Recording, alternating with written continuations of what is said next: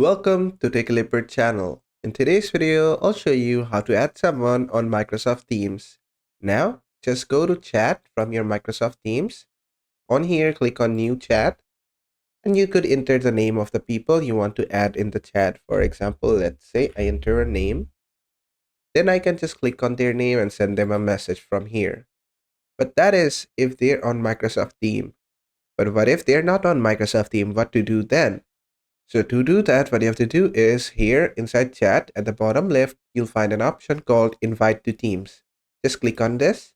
And after clicking on this, it will say link copied to clipboard. After that, you can paste the link. This is basically the invitation link.